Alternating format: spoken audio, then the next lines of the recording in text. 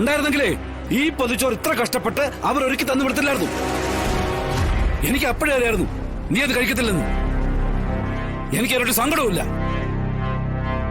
കാക്കയ്ക്കും പൂച്ചയ്ക്കും പട്ടിയും കൊടുക്കാനാണല്ലോ ഞാനത് കെട്ടിപ്പോഞ്ഞോണ്ട് വന്നെന്ന് ഓർക്കുമ്പോഴേ മനസ്സിനകത്ത് ഒരു നീറ്റലുണ്ട്. എന്നാലും കുഴപ്പമില്ല, മിണ്ടപ്രാണിക്കല് കൊടുക്കുന്നേ. കാണുമ്പോ ആ നന്ദിയെങ്കിലും ഉണ്ടാവില്ല അതിനൊക്കെ. എന്റെ സങ്കടം മാറാൻ അത് തന്നെ ധാരാളമാ. പറഞ്ഞോ, ഇനിയും പറഞ്ഞോ, എന്ത് വേണമെങ്കിലും പറഞ്ഞോ. ആ, എന്ത് വേണമെങ്കിലും. സത്യഭാമ വേണ്ടെന്ന് പറഞ്ഞാ വേണ്ട, അതിലൊരു മാറ്റമില്ല. ഞാനേ ചെയ്യാൻ പറ്റുന്ന കാര്യം മാത്രമേ പറയൂ. ആ പറയുന്ന കാര്യം അതേപടി അങ്ങ് ചെയ്യുകയും ചെയ്യും. പിന്നെ ഒരു കാര്യം വേണ്ടെന്ന് നിങ്ങൾ പറഞ്ഞു പോയാ ആ വഴിക്ക് പിന്നെ തിരിഞ്ഞു നോക്കുകയില്ല. ഞാൻ ആ പഞ്ചായത്ത് ഗ്രൗണ്ടിൽ കുറെ നേരം തനിച്ചിരുന്നു സാറേ. ഒരുപാട് കരഞ്ഞു, സങ്കടമെല്ലാം കരഞ്ഞു തീർത്തു. എന്നിട്ടാ ഇപ്പൊ ഈ നടക്കുന്നത്. എടോ, തനിക്കറിയാലോ ഭാമയുടെ കാര്യം. ദേഷ്യം എന്നാ പറയുന്നത് എന്താന്ന് ഭാമയ്ക്ക് പോലും അറിയത്തില്ല. ഒരു വാശിയാ. ആ വാശി ദേഷ്യം തീരുന്നവരെ കാണും. ദേഷ്യം തീർന്നു കഴിഞ്ഞാലോ ഈ പറഞ്ഞൊക്കെ മറക്കുകയും ചെയ്യും. പക്ഷെ എനിക്ക് അങ്ങനെ അതൊന്നും മറക്കാൻ പറ്റുന്നില്ല സാറേ.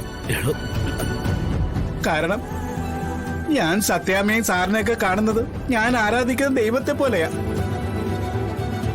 എന്ന് വെച്ച് നിങ്ങൾക്ക് എന്നെ വഴക്കുറാനുള്ള സ്വാതന്ത്ര്യമുണ്ട്. പക്ഷെ ഇങ്ങനെയൊക്കെ പറയാനും മാത്രം ഞാൻ എന്ത് തെറ്റാ സാറേ ചെയ്തത്? വീടുണ്ടായിരുന്നപ്പോഴും നഷ്ടപ്പെട്ടപ്പോഴും വാടക വീട്ടിൽ താമസിക്കുമ്പോഴും ഒക്കെ ഒരു ആശ്രിതനായി എന്ന് എപ്പോഴും കൂടെ നിന്നിട്ടേ ഉള്ളൂ. പക്ഷെ എന്നിട്ടും അതൊന്നും ഓർക്കാതെ സത്യാമ്മ എന്റെ കരണത്ത് 2 അടിയടിച്ചാലും കുഴപ്പമില്ലായിരുന്നു. ആ ഒരു ചെറിയ പാട് തേഞ്ഞു മാഞ്ഞു പോയേനെ. പക്ഷേ ഈ അടി എന്റെ മനസ്സിലാണ് സാറേ കൊണ്ടത്. ഇത് എത്ര വർഷം കഴിഞ്ഞാലും പോവില്ല. കാരണം ഞാൻ അതോർത്ത് അത്രയധികം വേദനിക്കുന്നു. എടോ പിള്ളേ, താനിപ്പോടെ നിൽക്കുന്നേ, ഞാൻ അങ്ങോട്ട് വരാം. എടോ, തന്റെ സങ്കടം മനസ്സിലാക്കിയിട്ടാടോ ഞാൻ ഈ ചോദിക്കുന്നേ. വേണ്ട സാറേ, ഞാൻ വീട്ടിലേക്ക് വെക്കോളാം. അവിടുന്ന് ആർക്കും എന്നെ ഇറക്കി വിടാൻ പറ്റില്ലല്ലോ. ഇതെന്റെ തെറ്റ് തന്നെ സാറേ. ഞാനന്ന് നമ്മള് വീട് വിട്ട് ഇറങ്ങിയപ്പോഴേ പോകേണ്ടതായിരുന്നു. അന്ന് അവിടുന്ന് ഇറങ്ങാത്തതാ എനിക്ക് പറ്റിയ ഏറ്റവും വലിയ അബദ്ധം. പണ്ടുള്ളവര് പറയുന്നത് ശരിയാ, സ്വരം നന്നായിരിക്കുമ്പോ പാട്ട് നിർത്തണമെന്ന്. ഇല്ലെങ്കിൽ ഒരുപാട് അധിക്ഷേപങ്ങൾ കേൾക്കേണ്ടി വരും. എടോ പിള്ളേ, എന്തൊക്കെയാണ് താനീ പറഞ്ഞു കൂട്ടുന്നേ? എടോ, താനെന്റെ ഊന്നുകൂടിയാടോ, എന്റെ സാരഥി. താനില്ലെങ്കിൽ പിന്നെ ഞാനെന്തിനോടും ഒന്ന് പുറത്തോട്ടിറങ്ങുന്നേ. ആ പിന്നെ അത്ര പെട്ടെന്ന് പൊട്ടിത്തെറിഞ്ഞിട്ട് പോകാൻ പറ്റുന്നതാണോ തനിക്കിനോടുള്ള ബന്ധം? ഒരു ചെറിയൊരു വഴക്കിന്റെ പേരിൽ ഇട്ടിട്ട് പോകാനുള്ളതാണെങ്കിൽ താനങ്ങ് പോ. എടോ, തനിക്കത് പറ്റത്തില്ലടോ.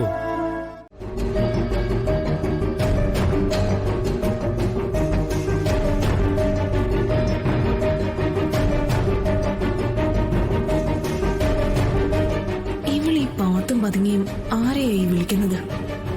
എന്തൊക്കെയോ രഹസ്യങ്ങൾ ഇവളുടെ കയ്യിലുണ്ട്. ഇല്ലെങ്കിൽ അച്ഛനും അമ്മയും ഇവളെ ഇത്രയ്ക്ക് താല്പര്യത്തോടെ ഇവിടെ നിർത്തില്ലല്ലോ. അതെന്താണെന്ന് അറിയണം.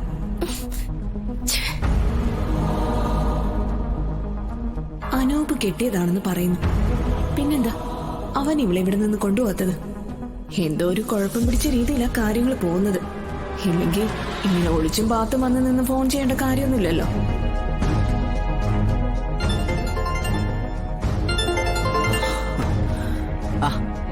ഞാൻ തന്നെ അങ്ങോട്ട് വിളിക്കണമെന്ന് വിചാരിച്ചിരിക്കായിരുന്നു.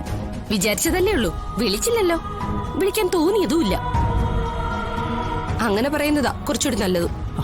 താൻ എന്തൊക്കെയാണോ ഈ പറയുന്നത്? കാര്യങ്ങൾ മനസ്സിലാക്കാതെ ഇങ്ങനെ സംസാരിച്ചു പോയാ നമ്മൾ ഒരു സ്ഥലത്തും എത്തിച്ചേരില്ല. തനിക്കറിയാലോ എന്റെ ഇവിടുത്തെ പ്രശ്നങ്ങൾ. അതിലും വലിയ പ്രശ്നത്തിലായിരുന്നല്ലോ ഞാനും കഴിഞ്ഞിരുന്നത്. എന്നിട്ടും അനൂപ് പറയുന്നത് പോലെയൊക്കെ ഞാനും അനുസരിച്ചില്ലേ? എടോ, എനിക്ക് മാത്രം ചെയ്തു തീർക്കേണ്ടതായിട്ടുള്ള കുറച്ച് കടമകളുണ്ട്. അതെനിക്ക് ചെയ്യാതിരിക്കാൻ പറ്റില്ല നൂറേ. കടമകൾ? ഈ കടമകളെല്ലാം ചെയ്തു കഴിഞ്ഞ് അനൂപ് എപ്പോഴെങ്കിലും ഒന്ന് ഫ്രീ ആകുമല്ലോ. അപ്പോ എനിക്കൊരു കാര്യം പറഞ്ഞു തരണം. ഞാൻ ഇനി എന്താ ചെയ്യണ്ടേ? ഞാൻ എല്ലാവർക്കും ഒരു ബാധ്യതയായി ഇവിടെ തന്നെ ജീവിതകാലം മുഴുവൻ ഇങ്ങനെ നിൽക്കണമെന്നാണോ പറയുന്നേ? എന്റെ മാമ എന്നെ തിരക്കി നാട് മുഴുവൻ നടക്കുക. ഇവിടെ ഉണ്ടെന്നറിഞ്ഞ ഇവിടെയും വരും. ചെന്നില്ലെങ്കിൽ വീടോടെ കൊണ്ടുപോവുകയും ചെയ്യും. അപ്പോഴും ഈ കടമകളുടെ കാര്യമൊക്കെ പറയണം. എന്താ ഒന്നും പറയാത്തത്? ഞാനിങ്ങനെ ഒരു അഭ്യർത്ഥിയെ പോലെ ഇവിടെ തന്നെ നിൽക്കണമെന്നാണോ പറയുന്നേ? അതോ എല്ലാ പ്രശ്നങ്ങൾക്കും പരിഹാരം കണ്ട ശേഷമേ നമുക്കൊരു ജീവിതം തുടങ്ങാൻ പറ്റുള്ളൂ? എന്റെ നൂറെ, നീ എന്നെ ഇങ്ങനെ തെറ്റിദ്ധരിച്ച് സംസാരിക്കല്ലേ. എന്തെങ്കിലും ഒരു മാർഗം ഉണ്ടായിരുന്നെങ്കിൽ നിന്നെ ഞാൻ അവിടെ ഒറ്റയ്ക്കാക്കിയിട്ടിങ്ങ് പോരുമായിരുന്നോ? എടോ, എനിക്കൊരു 1-2 ദിവസത്തെ സമയം കൂടി താ. കാര്യങ്ങളെല്ലാം ഞാൻ നേരാവണ്ണം ഡീൽ ചെയ്ത് തരാം. ഇവിടുന്ന് മാറി മറ്റൊരു സ്ഥലത്തേക്ക് പോണെന്നാണെങ്കിൽ എനിക്ക് കുഴപ്പമൊന്നുമില്ല. പക്ഷേ എന്റെ കൂടെ അനൂപും വേണം. എടോ, നമ്മളിനി ഒരുമിച്ച് തന്നെ ജീവിക്കും. അതിനുള്ള എല്ലാ വഴികളും ശരിയാക്കിയിട്ട് ഒരു 2 ദിവസത്തിനകത്ത് ഞാൻ വന്നിരിക്കും, ഉറപ്പ്. താൻ സമാധാനമായിട്ടിരിക്കും. ഞാൻ ഈ വാക്ക് വിശ്വസിക്കുക. ഇനി ഇതിന് മാറ്റം വരരുത്. ഇല്ല, ഉറപ്പ്.